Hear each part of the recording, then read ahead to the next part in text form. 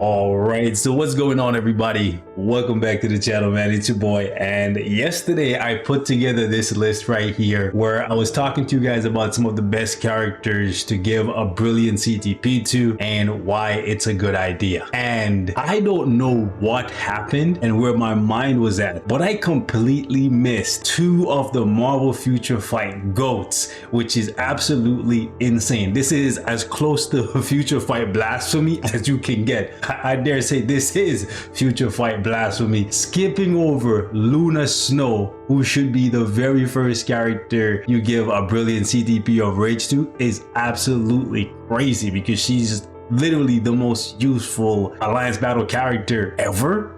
like it's crazy. I don't know how I missed this, but it's just one of those things when something is so obvious, I guess it's easy to miss. And then Silver Surfer should obviously be right here. I think this is as accurate as it could be, and I guess Gambit should be ahead of Sharon Rogers because of the fact that Gambit, even with the energy, can still do ABX, and he is going to be meta, where Sharon Rogers will not be meta right now anyways. So yeah, I think this is as accurate as it could possibly be. Let me know in the comment section if I missed anything else. I think Jean Jean should be here because of the fact that she is used in ABX and ABL, whereas these three are primarily ABL. Now on to today's video. What I wanted to do is actually rank the best winter seasonals for 2024 going into 2025, because for the first time ever, these guys are actually discounting the seasonals. So as you can see right here over on the Future Fight forums, we are now officially in a new era of Marvel Future Fight. Previously, they would never discount seasonal uniforms, let alone discounting not only the ones that cost crystals, but also the ones that cost money. Now, they didn't do it the way how I think they should do it, but this is a start. As you can see, Phil Coulson, who was last year, 2023, and Magneto, who was 2022, are still not being discounted, which I think that should not be the case. I think they should at the very least discount everything up to a year. When they drop two new seasonals, they can make it so that the ones from the year previously, being Phil Coulson and Rogue, are still full cost, but everything else should be dropped by 40% for crystals and 30% for cash, because that's what's happening here. However, it's a good start, which means coming up in April, for April Fools, we're gonna see discounts, which is, I'm hoping, right? They can't just do it for winter and not do it for the following seasonals. Should be interesting to see what they do for April Fools, which uniforms we get and how the discounts work there, if it's the same as this one, and then what happens for the summer seasonals. But I think this is a good direction for the game. However, I think they're leaving themselves a little bit of room to improve it for future years. They didn't want to go all the way in right away, because then eventually we're going to say, hey, instead of taking it down to 20 tokens, bring it down to 15 tokens or 10 tokens, right? So I think they're just gradually going to improve this over time, and they're just basically dipping their toes in the water to see how we react. And this is a very, very good change. Very welcome change. Now, let's talk about some of these uniforms, because honestly, a lot of them are trash. The lifespan of a uniform in Marvel Future Fight, unless it's extremely broken, like a Luna Snow, it doesn't last more than a year. So the fact that uniforms from 2 years ago are still not discounted kind of sucks. However, I can see why they didn't want to go back to Magneto and discount him, because Magneto is still very good. Granted, he's getting replaced by Doctor Strange, who is cheaper than him, because Magneto is $17.50 still, seasonal, temporarily, can only get him in December for 2 weeks, whereas Doctor Strange in his zombie uniform is $10.50 every month, and he's significantly better. So that's something to consider. But I still think Magneto is great value. If you like the character, he is very, very powerful, especially if you use him in World Boss, because of the fact that he does significantly more damage to humans. So if you like to push Kang, he's gonna slap there. Great value. I think Rogue is still great value, amazing for dispatch and war boss. I literally use Rogue every single day. I love her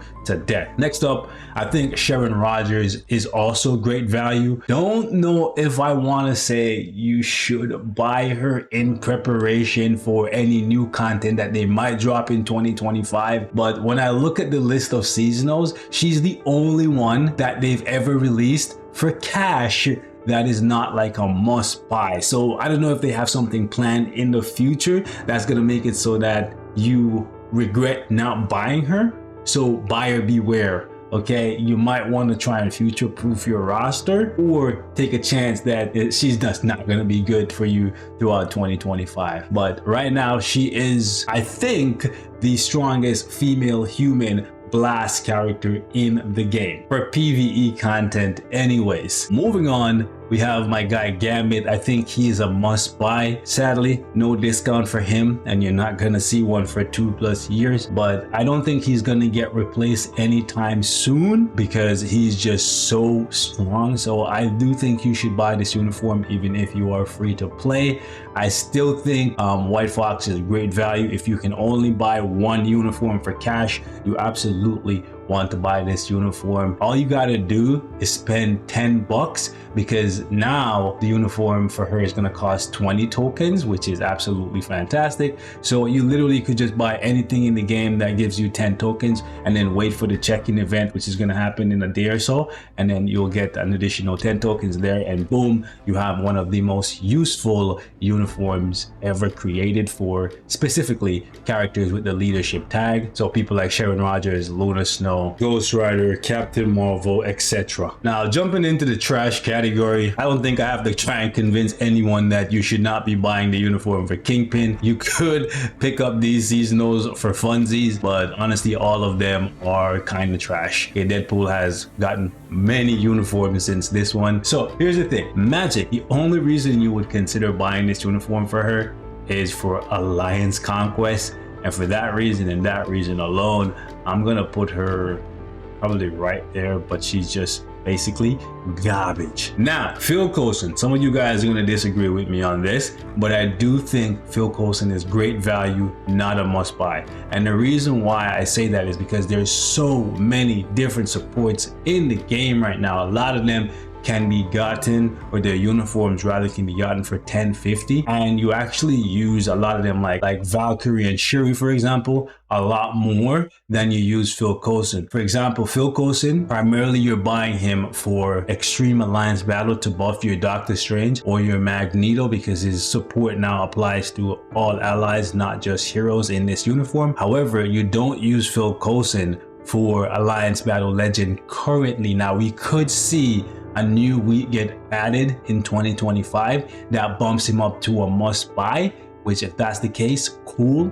You could buy his uniform in preparation for something like that happening. So for now, I'm gonna say maybe put him at the head of great value. Last but not least, we have Black Cat. Black Cat, similarly to Phil Coulson, does not get used in Alliance Battle Legend, and worse yet, she is a tier 2 character that cannot be tier 3 or transcended, so you can't use her for Giant Boss Raid or World Boss Legend. In addition to that, you're buying this uniform and you're still going to need to get the character's artifact if you want to get the most value possible from the character, because all this uniform is doing for you is giving you this leadership, which is very good, 65% all attack and 35% ignore dodge. However, couple that with her artifact, you get 10% extra damage to superheroes, supervillain, and 20% extra damage to boss types. If you have the artifact already, then buying the uniform makes sense. If you think she might get a tier 3 or a transcendence in 2025, then you could go ahead and prematurely buy the uniform and hope that she becomes more useful. Because if she gets tier 3, or they add a new day to ABX, or they drop a piece of content where you need a speed supervillain to use as a leadership that is not Green Goblin, then Black Cat becomes a lot more useful. So for that, I'm gonna put her right here. She is still good for ABX as a leadership for Gwenpool or Bullseye, but with no ABL days and no viability for Giant Boss Raid or World Boss Legend. This is as high as I can put her, and truthfully speaking, I think I probably should just put her here. I think these guys are a lot more valuable. Frankly, I think Rogue should go here as a dispatch farmer that gets used literally every single day. You guys can let me know what you think in the comment section, and I will catch you guys in the next one.